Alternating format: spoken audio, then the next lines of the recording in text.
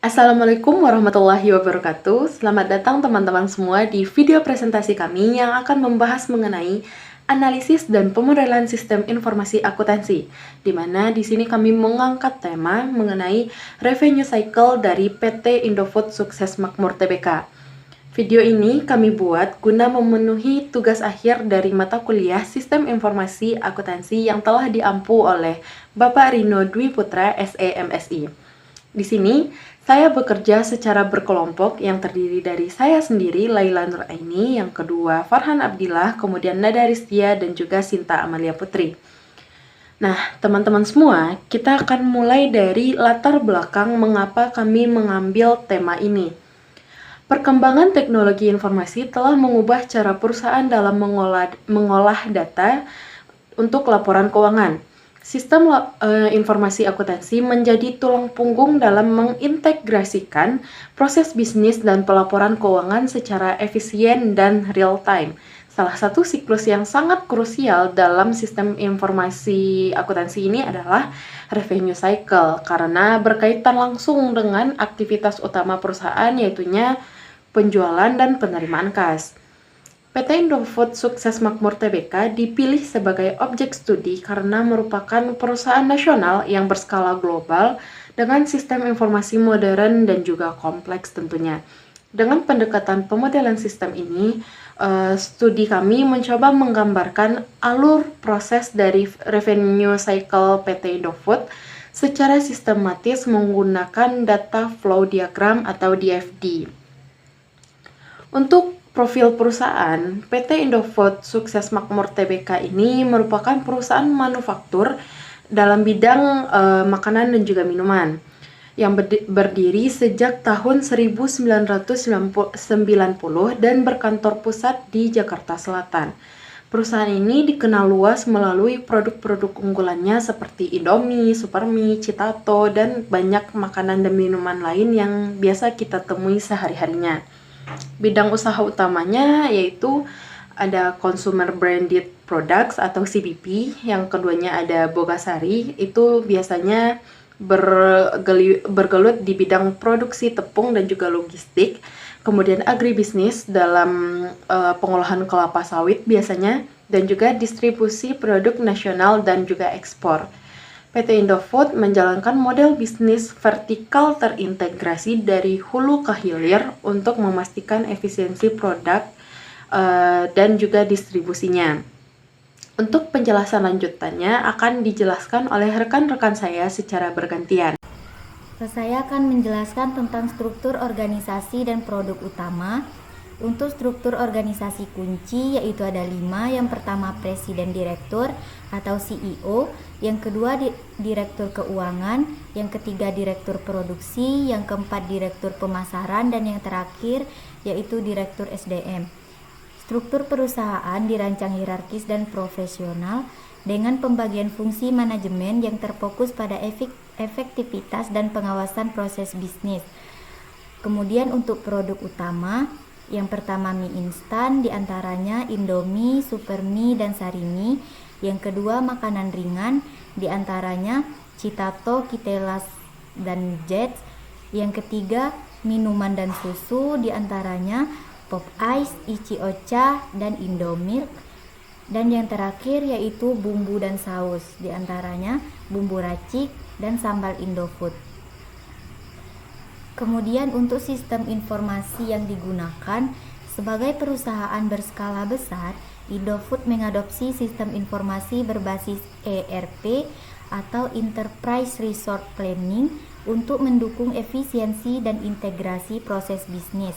Sistem ini menghubungkan berbagai unit seperti keuangan, distribusi, produksi, dan SDM dalam satu platform terpusat.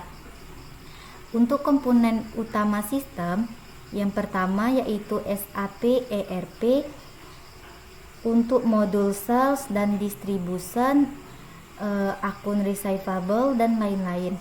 Yang kedua Oracle HRIS yaitu untuk manajemen SDM. Yang ketiga Business Intelligence atau disingkat dengan BI untuk pelaporan dan analisis data. Dan yang terakhir yaitu Warehouse Management System atau disingkat dengan WMS, yaitu untuk kontrol logistik dan persediaan. Sistem ini mempermudah pencatatan transaksi, pengelolaan piutang, hingga analisis performa penjualan secara menyeluruh. Selanjutnya yaitu proses bisnis revenue cycle. Revenue cycle di PT Indofood terdiri atas 7 tahap utama. Yang pertama yaitu penerimaan pesanan melalui sistem online yang terhubung kepada SAP ERP. Selanjutnya yaitu verifikasi kredit, sistem mengecek batas kredit pelanggan. Yang ketiga, pemrosesan dan pengiriman. Gudang menyiapkan dan mengirimkan produk. Yang keempat, penagihan atau faktur dikirim otomatis oleh sistem. Yang kelima, penerimaan kas, transfer bank atau digital payment. Yang keenam, pencocokan data. Pencocokan data ini yaitu keuangan mencocokkan pembayaran dan fakturnya. Selanjutnya, pencatatan transaksi, yaitu pengakuan terdapat dicatat di SAP. Selanjutnya kita beralih kepada diagram konteks DFD. Diagram konteks ini menggambarkan hubungan antara sistem informasi siklus pendapatan dengan pihak eksternal. Dalam model ini terdapat 3 entitas eksternal utama, yaitu pelanggan, bagian gudang, dan manajer keuangan. Data mengalir dari pelanggan dalam bentuk pesanan dan pembayaran. Dan selanjutnya sistem ini mengeluarkan faktur penjualan ke pelanggan serta mengirimkan laporan keuangan kepada manajer. Bagian gudang menerima instruksi pengiriman barang setelah verifikasi selesai dilakukan oleh sistem. Sekian. Selanjutnya ada DFD level 0. Ada beberapa tahapan atau proses pengiriman barang kepada pelanggan. Yang pertama ada menerima orderan pelanggan dan mengirim ke sistem. Yang kedua, sistem memverifikasi kredit dari data master kredit pelanggan. Yang ketiga, ada gudang memproses pengiriman sesuai permintaan. Yang selanjutnya, yang keempat, ada sistem membuat faktur berdasarkan data pengiriman. Yang kelima, ada penerimaan kas dicatat dan di laporan keuangan dikirim ke manajer. Selanjutnya, ada step proses memiliki aliran data yang jelas dan terhubung langsung ke entitas terkait atau penyimpanan data internal atau data store. Berikutnya adalah kesimpulan. Sistem informasi akuntansi yang diterapkan pada revenue cycle PT Indofood Sukses Makmur Tbk telah menunjukkan efisiensi dan integrasi yang tinggi berkat pemanfaatan teknologi ERP berbasis SAP. Proses bisnis mulai dari penerimaan pesanan, verifikasi kredit, pengiriman barang, penagihan, hingga pencatatan pembayaran dilakukan secara terpusat dan terotomatisasi. Melalui pendekatan pemodelan sistem menggunakan data flow diagram atau DFD, terlihat bahwa struktur aliran data antar entitas dan proses bisnis telah dirancang secara logis dan dapat ditelusuri.